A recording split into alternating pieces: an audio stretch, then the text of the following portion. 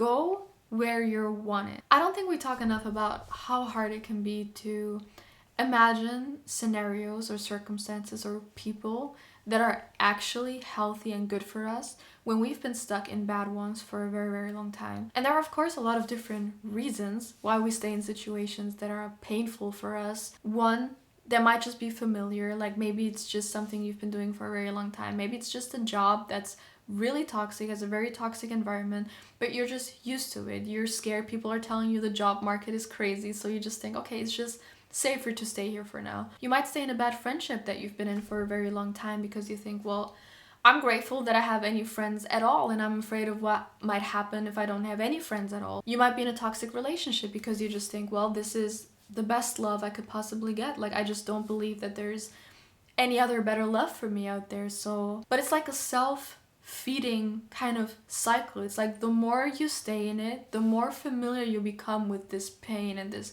toxicity or this badness for you, the harder it will be to imagine something else, especially if you keep telling yourself the story that this is kind of the best that you can do. And another difficult thing about this is that it can feel like passive. It can feel like inaction to stay in it because you've been doing it maybe for so long, you've been in this bad friendship for so long, you've been in this bad career for so long, so I'll just stay here. It feels like inaction to stay in it, and it feels like a whole bunch of action to get out of it. But I want you to be aware that everything is action. There is no such thing as inaction. No matter how familiar it feels, it is still an action to continue to do that thing every single day. It is still an active choice that you're making. And I want to be very clear that I'm not saying this to guilt trip anyone or to shame anyone.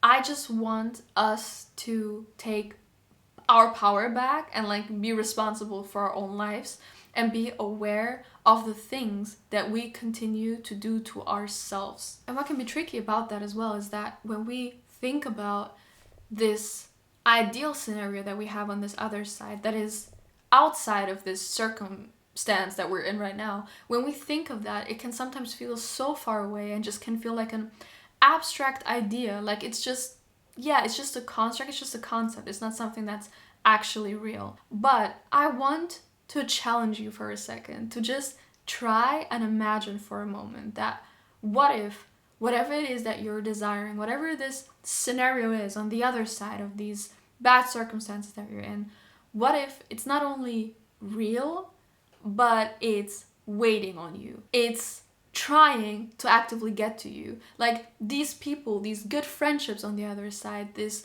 good, healthy love on the other side, this career that is so good for your soul is not only real and for you, it's trying to get to you. I really am making like a conscious effort to look at things that way because I really do think that if something resonates with you so much and really feels like it's right for you, it's not just like an escapist fantasy, but really something that feels like, yeah, like it's, when I think about it, it makes me feel light on the inside, then why wouldn't it be real, first of all? And if it feels so good for me and it resonates with my soul, then it's for me. And if it's for me, then it's not this abstract thing and it's not this fight that I have to fight to get there. It's just there and I just have to connect with it in a way. But to like move away from this more abstract thing, what happens in real life is literally, if you look at this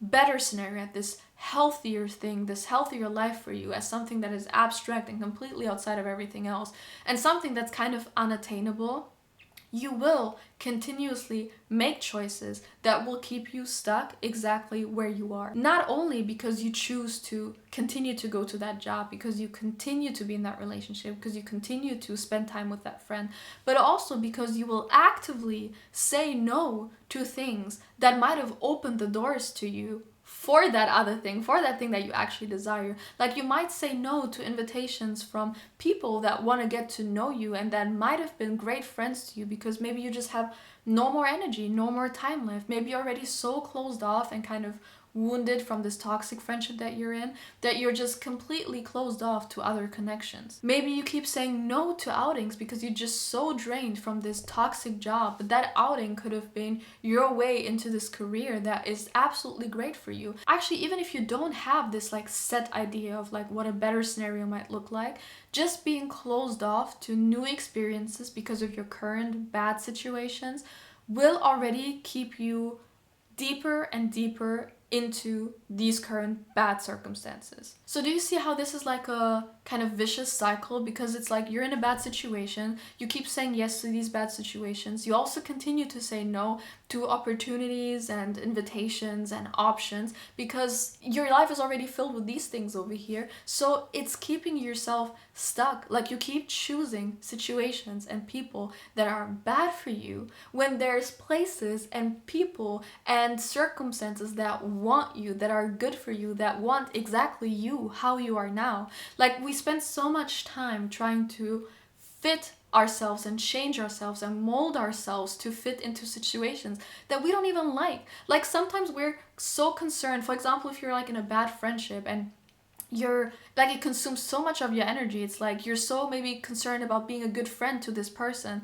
that is so toxic to you, and it's like, do you even want to be friends with that person? Does that friend even want to be a true friend to you? Clearly not if it's toxic. And these mechanisms can be really, really complex. Like this is not like a small thing, but we have to be really aware of that. Like we really have to be aware of what it is we're doing here. Like sometimes you really gotta like take yourself out of this situation for a second and be like, I'm so concerned about losing this job, for example, but I actually really don't even like this job one bit. Why are you trying so hard to stay in it? This friend has been such a bad friend to you. Why are you so concerned about keeping that? Like you're staying literally in situations that don't want you and that you don't want. When there are situations and people and things that absolutely, absolutely, I promise you, want you, that you don't have to make backflips for, that you don't have to bend over the backwards, flip back, bend your back for. I don't know where I was going with that. But you don't have to change who you are. You don't have to suffer, first of all. You don't have to be in pain to enjoy them, to be with them. Really, really try to befriend that thought that it exists. Those people exist. That situation exists. And it's waiting on you. But it's waiting on the other side of what you're choosing to continue every single day, of what you're choosing to put your energy into every single day. And if you still have trouble imagining that something can be healthier for you on the other side of that, really what can help is like actually try and sit down and visualize it. Like really try to visualize what a better situation might look like. It doesn't mean that it has to come true exactly like you imagine it. It's just supposed to get you into the optimism and kind of into the hopefulness that it's real. Like it's actually real, and feeling that inside of you and it's like getting familiar with like how good that can feel to imagine that scenario will get you in the right headspace to make like according decisions to get there. So like actually visualize it. Like it doesn't even just have to be in your imagination. It can be like, let's say you're in a bad friendship and you don't even know what a good friendship is, maybe. Like it can be a friendship from a TV show, from a film, from a book you read. Whatever it helps you get into that mindset to get familiar with these thoughts and befriend those thoughts, do that. You have to kind of make the unfamiliar safe in your head. You have to befriend what's been foreign to you so far. Start getting into the feeling of like what it might feel like if you actually were in a good relationship, if you were actually in a good friendship, if you were in a really good career that actually feeds you and doesn't drain you. And then practically it's like the same thing. Awareness is the first step. Like try to be aware and think of situations where you might have said no to things, no to invitations, no to people that might have been good for you, and you might have just said no out of fear because you were too drained to do it, because you felt like it's pointless anyways. Try and see if maybe next time it might be like valuable to you to say yes to them. And the same thing goes for the other side. If you've been continuing to say yes to things that are bad for you and are not good for you, be aware of them and then try to see if the next time something comes up and you really feel like it's draining you, it's not good for you, it's not healthy for you, try to say no next time. Try to see how that feels. You don't have to flip your entire life upside down overnight. Like that's not the point. Just awareness, first of all, is the very first step. Be aware that you are the one making choices for your life. You are responsible for your life and you hold the power over your life. Again, not guilt. This is power. You have the power to change your life. You have the power to invite things into your life that are actually good for you. Also, be aware that you are wanted. You are absolutely wanted and needed in the right places with the right people. If you feel like you're not in that right now, know that it's out there waiting for you. And it's not just you having to fight for it and chase for it and be desperate after it. It is there for you and it's trying to get to you too. What you desire desires you too. And use the power of imagination. If it's been very hard for you to imagine good things for you, healthy things for you, peaceful things for you, it's a muscle you can practice. It's a skill that you can acquire. It's not something that's outside of yourself. Try to visualize it. Use tools, use pictures, drawings, shows, films, whatever helps you get into the right mindset and like helps you kind of awake feelings in you that help you see what it's like or feel what it's like to be in healthy circumstances. Use that for your advantage and then bring that to your reality and try to make decisions for yourself that resonate with you, that feel good and healthy for you. Not just decisions out of familiarity and just because you've been doing them out of habit, but really be aware of what feels healthy and good for you and what doesn't. And I want to put a huge disclaimer here that of course I'm talking about situations that you have control over. If you're actually stuck in a situation that you can't get out of, then it's not your fault and it's not in your control and it's not you to blame in this. But if you are in situations that you can change and that you have control over, then you should make use of that power and choose what's good for you. Take care of yourself and I'll see you soon.